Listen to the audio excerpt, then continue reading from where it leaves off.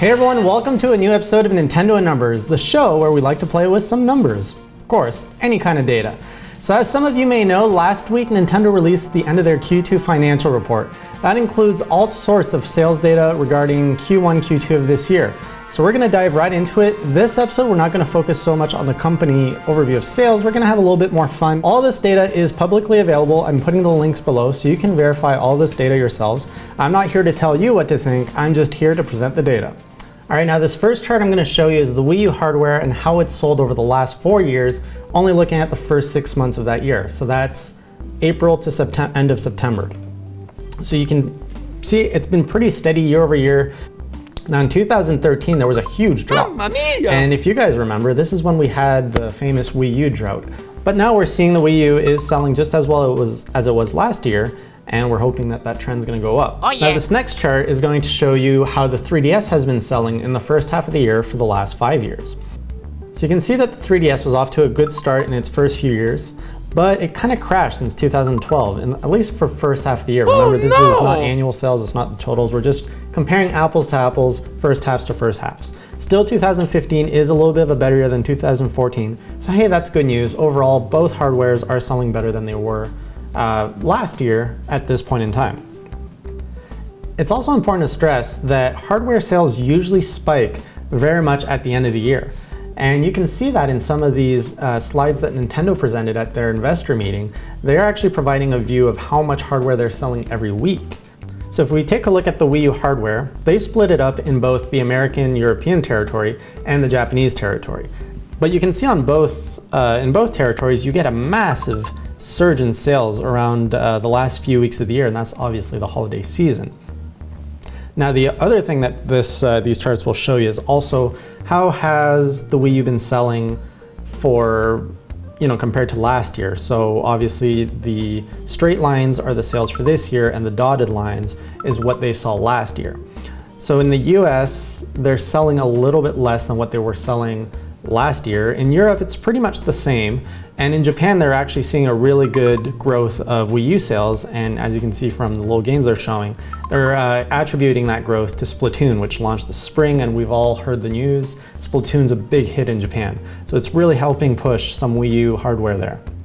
So we have the same view for the 3DS. It's a little bit of a different story. So over in Japan, we're seeing that 3DS sales are kind of getting a little bit more stagnant. They're not doing as good as they were last year. You can see here over in Japan, they had a massive spike when they launched the new 3DS, and they don't really have anything this year. So I don't know how much of a spike we're gonna see with the holiday sale, but usually we do see one. Over in the Americas and Europe, we're seeing that 3DS here is actually selling better. The new 3DS has really helped push 3DS sales. You can see that little bump in the earlier part of the year. And if it follows the same trend as last year, we're gonna have a better sales year for the 3DS.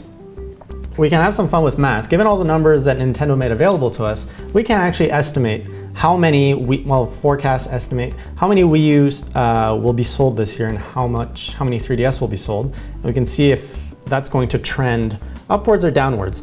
So if you guys remember last episode, I actually showed this chart here, which is the annual hardware units sold.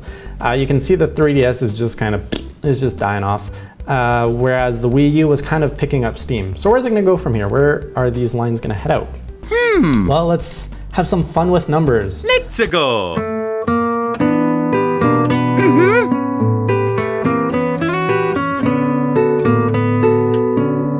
Okay.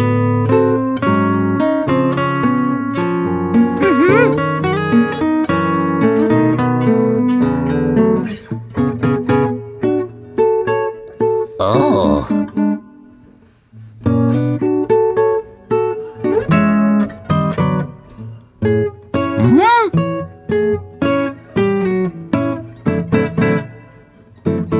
Mamma mia. Wow. I got it! Based on that logic, I'm forecasting that, yeah, the Wii U is going to sell much better globally. We're going to have an increase in sales for Wii U, but the 3DS unfortunately won't be pulling out of its nosedive anytime soon. All right, I've got one more fun graph for you guys to take a look at, and this is the breakdown of all the different 3DS models. So over the 3DS's lifespan, it had the 3DS, the 3DS XL, the 2DS, the new 3DS, and the new 3DS XL. So here we go. The breakdown of all the 3DS models. This is a global breakdown showing you that the base model accounts for nearly 50% of all 3DS models, followed closely by the, well, not that closely, but followed by the 3DS XL. And then we've got the 2DS and the new 3DS XL sharing about the same ratio. And then the least popular model is the new 3DS. Now let's get into some software sales and see what the top 10 best-selling games were on the Wii U and on the 3DS. And this is just kind of the whole, the total number of units sold worldwide. So you got Mario Kart 8 hitting almost 6 million units, with the lower end, the Wii Party U, roughly 1.5 million. So now I did something interesting with this data. I wanted to see how the attach rate compared to the last model, which was the Wii.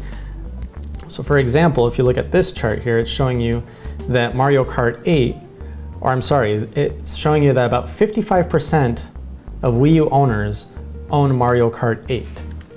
So now if we take the top 10 Wii games and compare their attach rates to the Wii U, take a look at this.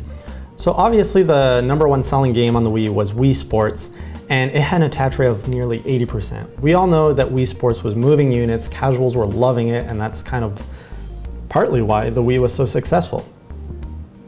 But besides the first place spot, take a look at all of the other positions from 2nd place to 10th place. The Wii U tends to have a higher attach rate.